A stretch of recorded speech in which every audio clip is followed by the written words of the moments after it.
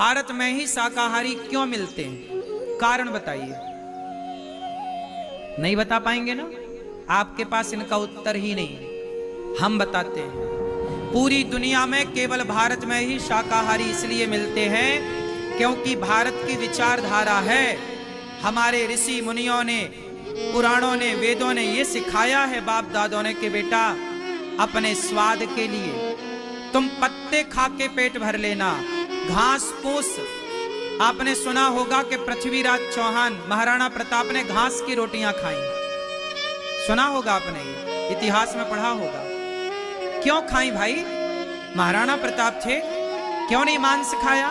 नहीं, हम इस विचारधारा के लोग हैं कि हम अपने स्वाद के लिए किसी चींटी के, किसी मुर्गी के, किसी बकरे के, किसी हिरण के हम प्राण ना लेंगे। हम फल खा करके अपना गुजारा कर लेंगे, घास फूस खाकर गुजारा कर सकते हैं, पर अपने स्वाद के लिए मूक जानवरों की हत्या नहीं कर सकते, मूक प्राणियों की हत्या नहीं कर सकते। ये हमें गवारा ना होगा।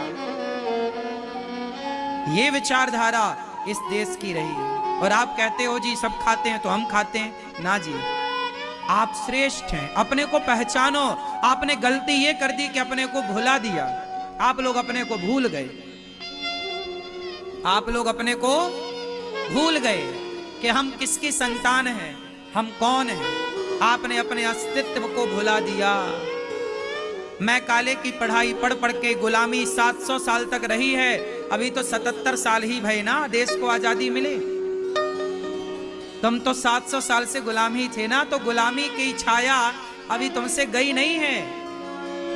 अभी भी तुम्हारी आदतें उसी गुलामी में रहने की हैं, क्योंकि गुलाम बाप दादों का खून तुम्हारी रगों में दौड़ रहा है ना। अभी खून में परिवर्तन थोड़ी हुआ भाई। तुम्हारे बाप दादे गुलाम थे, अब वो गुलामी वाला खून तुम्हारे अंदर है, तो तुम भी लगभग उसी विचारधारा के हो।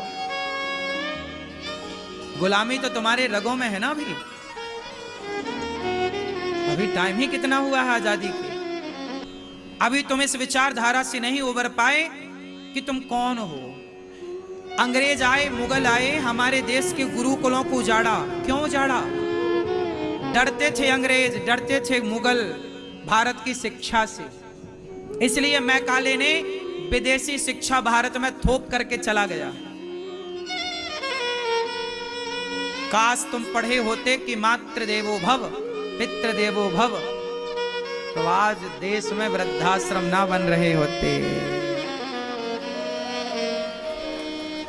आज देश में इतना मटन, इतना मांस ना बिक रहा होता। भारत के हो साहब, भारत के रहो, भारत की विचारधारा को फॉलो करिए, है ना। किस विचारधारा को फॉलो करेंगे? भारत की विचारधारा। अब आप लोग भारत में रहते हैं, लेकिन पहनते क्या है? Pant shirt, tie, belt, batch लगा के बच्चे स्कूल जाते हैं। ये बताओ, जब हमारे देश में हल्दी घाटी का युद्ध हुआ, उस जमाने में जब शिवाजी लड़े, उस जमाने में जब झांसी की रानी सन 57 में लड़ी, उस जमाने में हमारे देश के लोग क्या पहन के युद्ध करते थे? उत्तर दो भैया, आप बताओ। ए लाला, उस जमाने में जब झांसी की रानी और महाराणा प्रताप और शिवाजी और महापुरुषों ने जब युद्ध किया, तो बताओ क्या पहन के हमारी सेना लड़ती थी? उस समय भारत का पहनावा क्या था? पूछ रहा हूं, बताओ। बोलो बोलो बोलो जोर से। धोती कुर्ता। भारत का पहनावा क्या था? धोती कुर्ता। अब मैं यहां जितने लड़के बैठे हैं, मैं आपको धोती दे दूं कि भैया जरा कांच लगा के दिखाओ, तो आपको पहनना नहीं आ रही है धोती। आप लोगों को धोती पहननी नहीं आती। आज आप पैंट शर्ट पहनते हैं। आप कहते हैं जी हम भारतीय। नहीं, तुम्हारी रगों में अभी गुलामी दौड़ रही है। तुम भारतीय तब बनोगे जब कम से कम 1 दिन 2 दिन तो कहो कि आज मैं अपने भारतीय पहनावे में रहूंगा। और भारतीय पहनावा है धोती कुर्ता। अब तुम पैंट शर्ट पहने हो और कह रहे हो हम भारतीय हैं, नहीं, गलत बात। तुम शुद्ध भारतीय नहीं हो, मिक्स हो। क्यों? शुद्धता नहीं। शुद्ध भारतीय कौन? जिसका पहनावा भारतीय हो। अंग्रेज शुद्ध अंग्रेज है क्योंकि उनका पहनावा अंग्रेजी है, लेकिन आपका शुद्ध भारतीय पहनावा नहीं है। मैं कहता हूं कि संडे के संडे तुम क्यों नहीं धोती कुर्ता पहनते? चलो बाकी दिन स्कूल है, चलो बाकी दिन ऑफिस है, कम से कम संडे के संडे तो आप धोती कुर्ता पहन के शॉपिंग करने जा सकते हैं, माथे पर तिलक लगा के जा सकते हैं, ताकि ये लगे कि हाँ जी भारत का है। सोचिए, धोती कुर्ता पहन के जाने में आपको हंसी आती है, शर्म आती है। सोचिए इस देश का क्या विडंबना है, इस देश की, कि अपने पहनावे को पहनने में अब आजकल आपको शर्म आने लगी है। ये युवा क्या देश का उत्थान करेंगे जब अपने पहनावे से शर्मा रहे हैं। अरे गर्व करो कि हम भारतीय हैं, हमारा पहनावा भारतीय है। तुम दिख रहे हो भारत में, पर विचारधारा तुम्हारी अंग्रेजों की आज भी है। तुम जो पढ़ रहे हो वो मैकाले की शिक्षा पढ़ रहे हो। अभी भारत को आजादी मिली है, अभी भारत की शिक्षा आजाद नहीं हुई। बताइए, क्या हमारे सिलेबस में गीता पढ़ाई जा रही है, वेद पढ़ाए जा रहे हैं, पुराण पढ़ाए जा रहे हैं, मातृ देवो भव पढ़ाया जा रहा है, वसुधैव कुटुंबकम पढ़ाया जा रहा है? जब नहीं पढ़ाया जा रहा है, सर्वे भवन्तु सुखिना क्या पढ़ाया जा रहा है? नहीं, तो आप कैसे कह सकते हैं कि हमारा देश आजाद हो गया? आजाद तो तब माना जाएगा जब भारतीय शिक्षा पद्धति हमारे को लागू कर दी जाएगी। हम जो पढ़ेंगे वो भारतीय होगा। अब भारतीय भाषा कौन सी है, चलो बताओ। भारतीय प्राचीन भाषा कौन सी है? जोर से।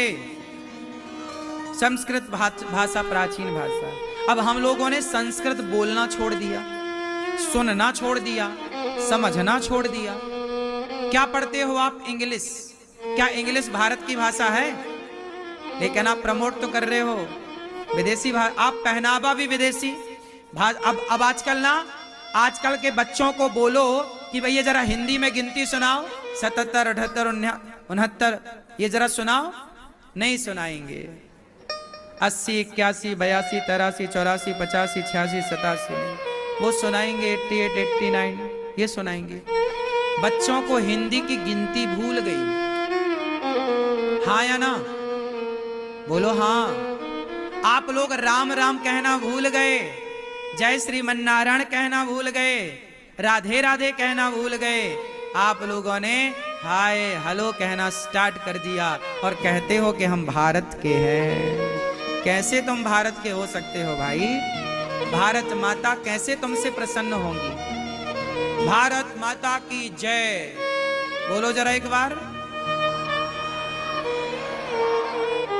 ऐसे जय नहीं होती। आपकी जयकारा से भारत मां प्रसन्न नहीं होंगी। आप हो भारत के, पर भारत के नहीं हो। आपका शरीर भारत में पैदा हुआ है, पर आपकी विचारधारा भारत की है ही नहीं। हाँ या ना?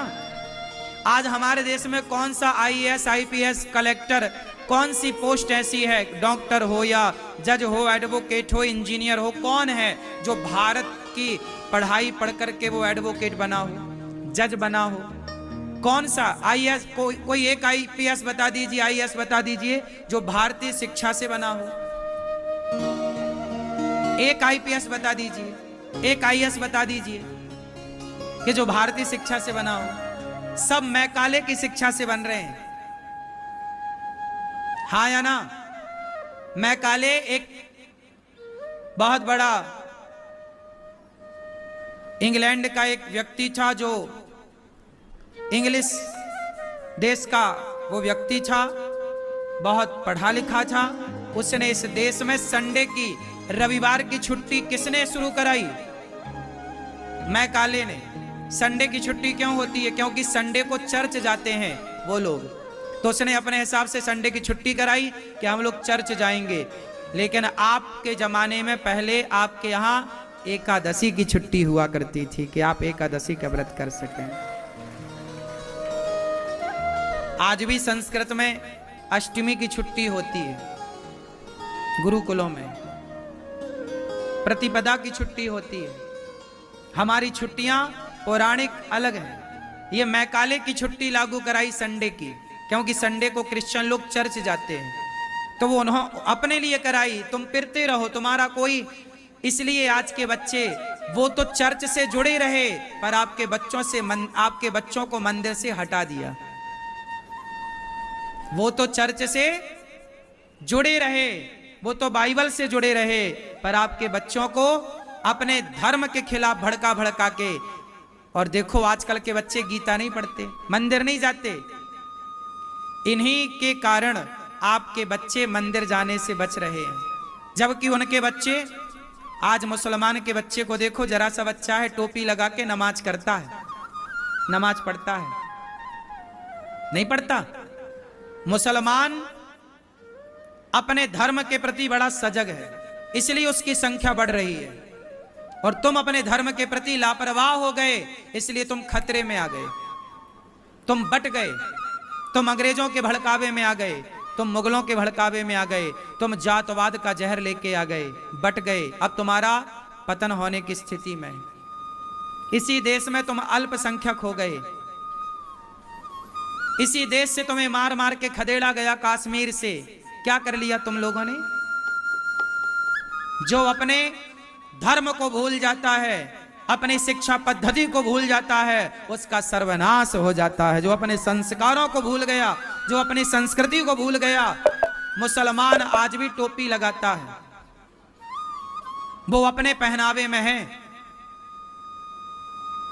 लेकिन आप के बच्चे कहां तिलक लगा रहे हैं? कहां आपके बच्चों की शिखा है, छोटी है? भूल गए तुम कह रहे हो कि हम भारतीय हैं, हिंदू हैं। क्या तुम्हारे प्रमाण है शरीर में कि तुम हिंदू हो? शिखा है, तिलक है, गले में तुलसी की माला है, मुख में राम राम है, कुछ भी तो नहीं बचा।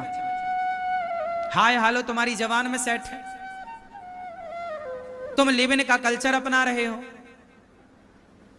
पैंट शर्ट पहन के खड़े खड़े तुम लघु शंका कर रहे हो, कह रहे हो हम भारतीय हैं।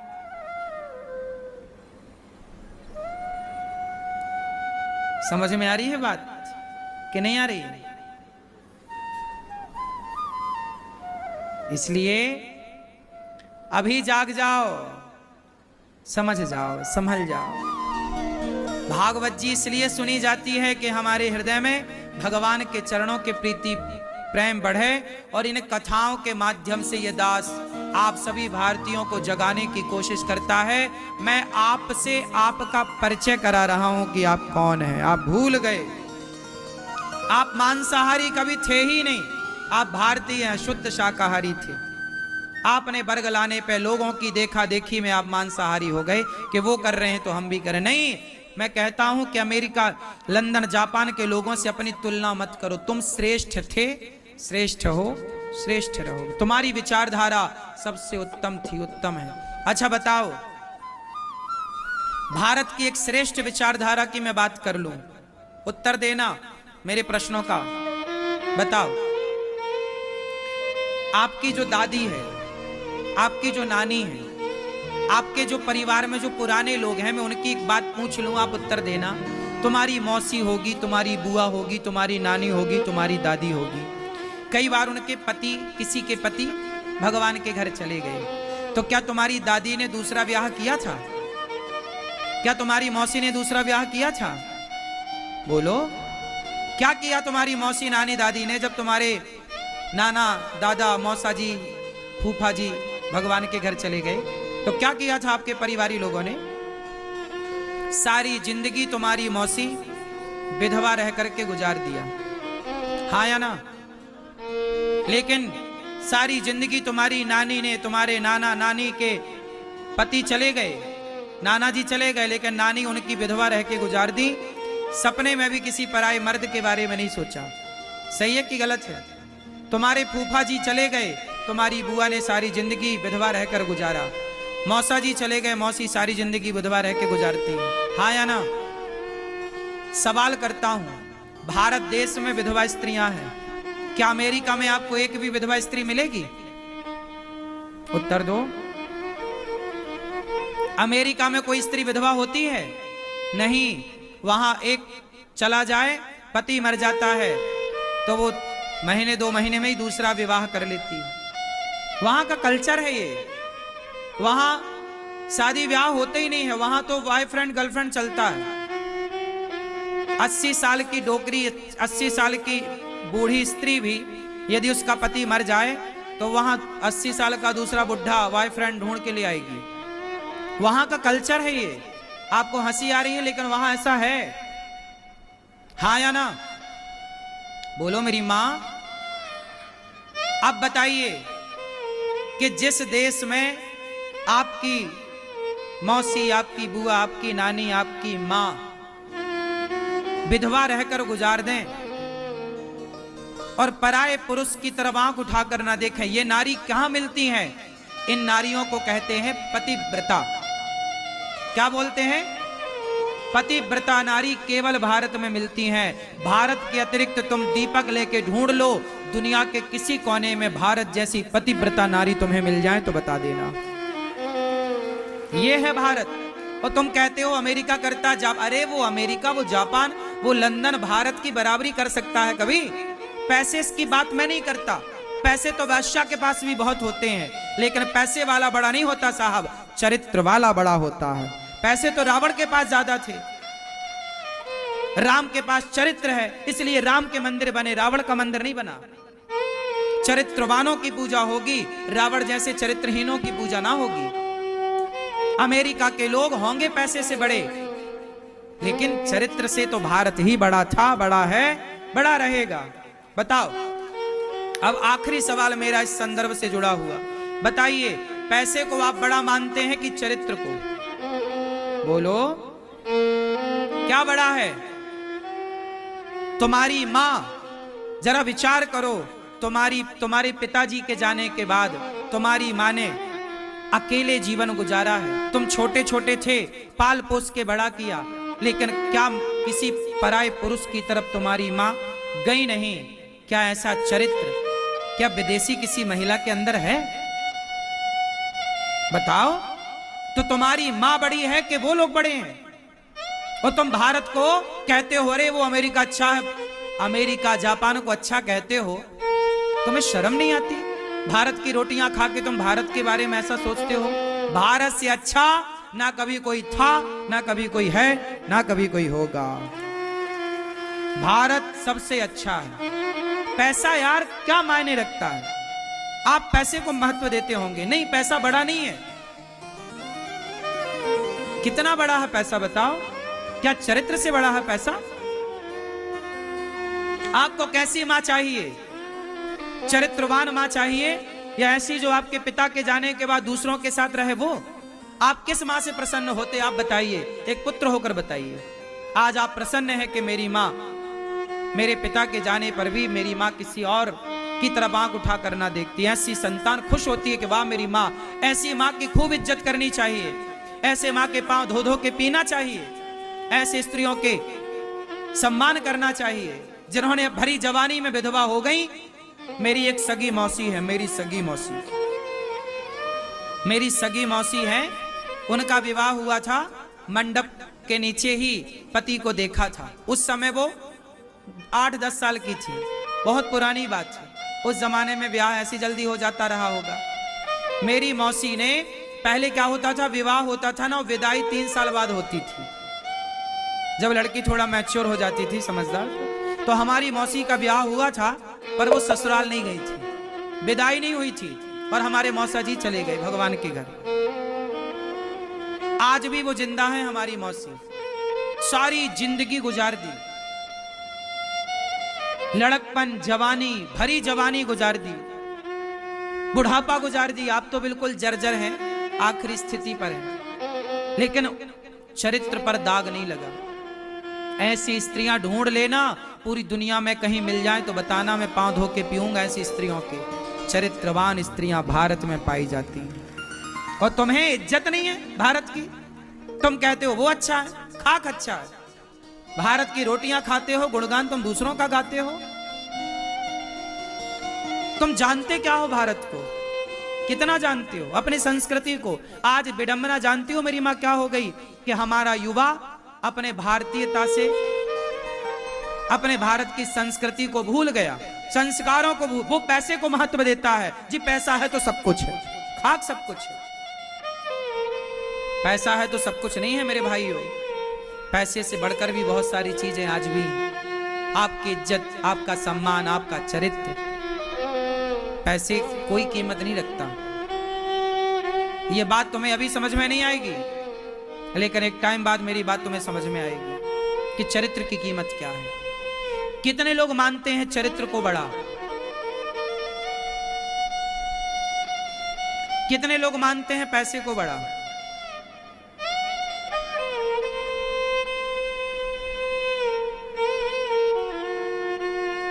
पैसा तो आपकी काबिलियत होगी तो दुनिया में कमा ही लोगे रे भाई। पैसे गए कहां? पैसे तो काबिलियत के पीछे घूमता है।